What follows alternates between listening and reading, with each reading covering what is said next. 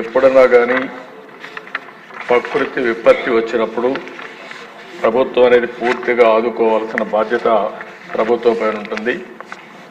ఇంత మునుపు హరికేన్ అప్పుడు నేను చూశాను, తర్వాత ఉదూ తుఫాను వచ్చినప్పుడు చూశాను. అదే సమయంలో ఇంకొక పక్కన ఏదైతే తిత్లీ తుఫాను కూడా నేను అటెండ్ అయ్యాను.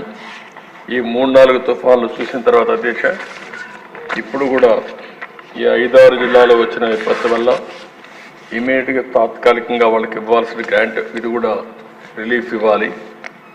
అందుకని ఈ సభ ద్వారా వారందరికీ హామీ ఇస్తున్నా, ప్రతి ఒక్క కుటుంబానికి, నష్టపోయిన కుటుంబాలకి 25 కేజీల బియ్యం, 1 కేజీ పప్పు, 1 litre palm oil, 1 KG potato, 1 KG ఉల్లిపాయలు ఇస్తున్నాయి.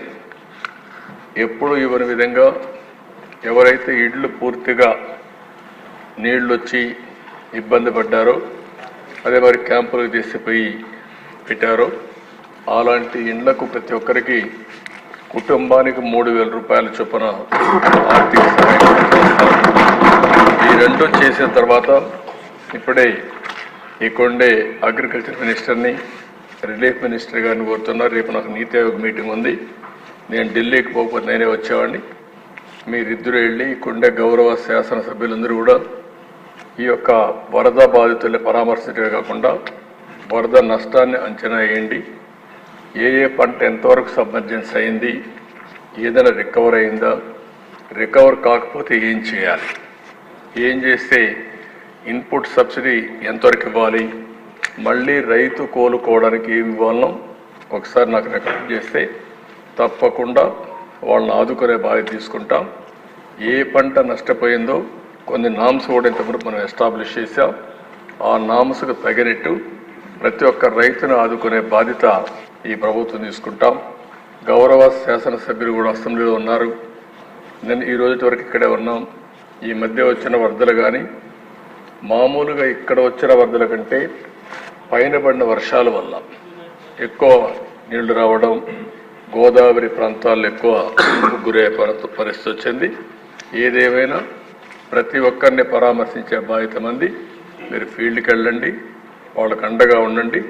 అదే మరి మంత్రులు కూడా వస్తారు. అదే మరి ఆ జిల్లా మంత్రులు కూడా సమీక్షలు చేసుకొని మీ జిల్లాలో ఉండే పంట నష్టం పూర్తిగా వివరాలు అందజేయండి. వాళ్ళందరికీ న్యాయం చేసే బాధ్యత ఈ ప్రభుత్వం తీసుకుంటామని చెప్పి తెలియజేసుకుంటూ, ఇప్పటికే నామ్స్ ఉన్నాయి. అవసరమైతే ఇప్పుడుండే నామ్స్ కంటే ఎక్కువ ఇవ్వడానికి ఎన్ని కష్టాలున్నా పర్వాలేదు.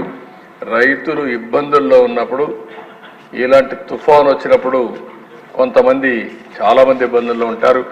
అప్పుడే ప్రభుత్వం యొక్క సమర్థత, ప్రభుత్వం యొక్క ఉదారత రెండు తేలుతాయి.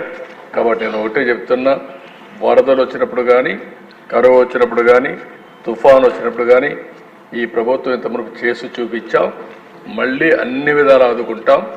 ఇద్దరు మంత్రులు కూడా వెళ్ళి, ఆ జిల్లా మంత్రులు వెళ్ళి మొత్తం వాళ్ళని పరామర్శించి జరిగిన నష్టం పంపేయండి.